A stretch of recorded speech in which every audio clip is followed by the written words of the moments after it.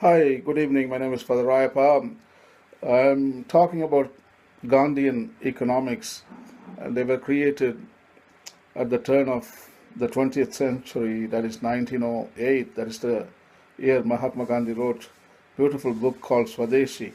So Swadeshi and other two, Swaraj and Sarvodaya, these are three terms are interrelated. One leads to the other. Swadeshi leads to Swaraj. Swaraj is self-rule, inner rule, outer rule. And the last is Sarvodaya, the upliftment of all. So Swadeshi, I love my neighbor.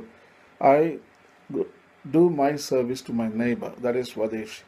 And then, in order to do service, I need to practice ahimsa and truth.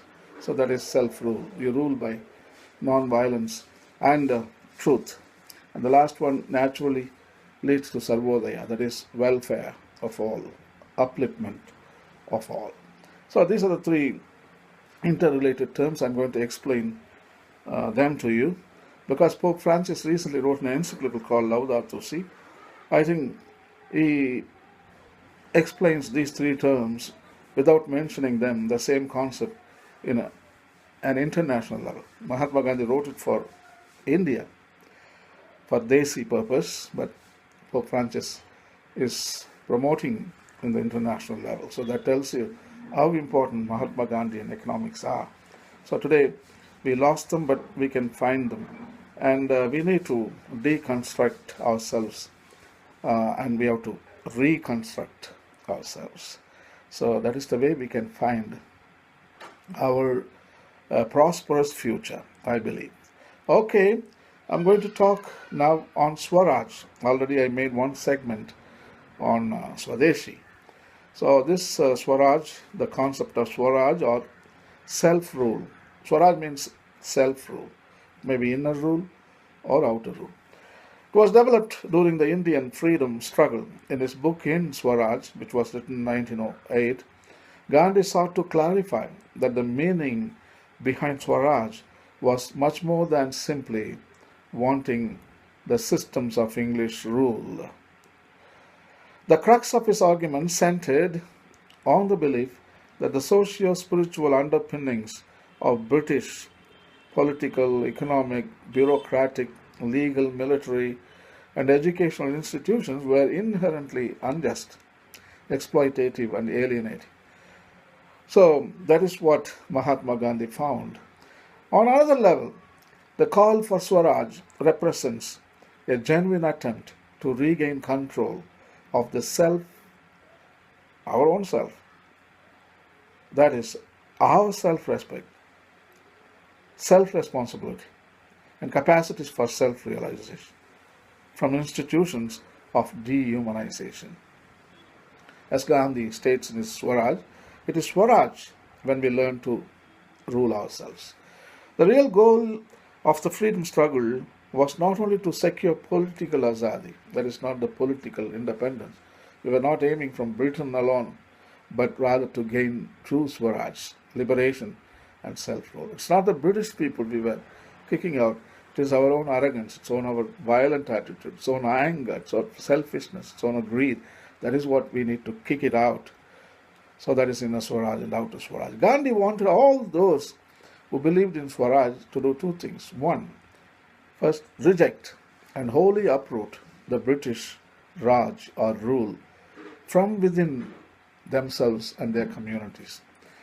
So it's not only white people you get out, he didn't say that, but the bad stuff within you, everything is unjust. All the unjust things should we throw out of our country. That makes sense. So anything unjust, come on, purge them and throw them out. The second is to regenerate new reference points, systems, and structures that enable individuals and collective self-development. So in other words, these two are, first is deconstruct yourself, the second one is reconstruct yourself.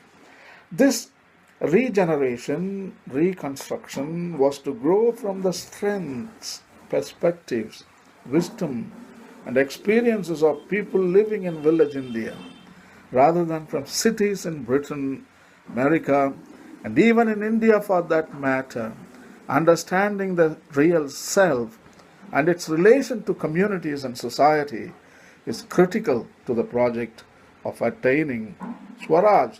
How is this relevant for us today? We feel that South Asia, along with the rest of the world, is experiencing a tremendous crisis, one overwhelming in its scale and pace of growth. While it is easy to get caught up in the symptoms of this crisis, that is, the brutal violence, the enormous inequities, the extinction of cultures and languages, the degradation of the environment. That is, it is equally, if not more, important to understand its roots. We must creatively analyze the content and the consequences of our current economic, political, social, and educational systems without reverting to a romanticized past of so-called untouched or pristine traditions. From these critical reflections, we must generate new spaces, systems, and processes based on moral and holistic vision of human potential and human progress, which can lead us out of the global self-destruction which engulfs us. Throughout it all, we must consider and negotiate our own roles while asking ourselves how we are either working for solutions or contributing to making the crisis worse. Thus, today, we recognize Gandhi's concept of Swaraj, integral to three parallel action reflection agendas for the 21st century. Here are the three agendas or three components to create Swaraj, self-rule. Number one, decolonization of the mind, deconstruct your mind, understanding the roots of the crisis before us. So, the problems what we face today, it's all created by us. It is not God who created the problems. It is humans who created the problems because of our mental paradigms, because of our past erroneous construction. So, decolonize, deconstruct the mind first. Second, re-evaluation and critical traditionalism. We have to learn from the past, but we can't go back. So let us find the wisdom in our tradition. And science and technology alone can't solve problems. And also the village indigenous wisdom and intelligence we should bring into focus.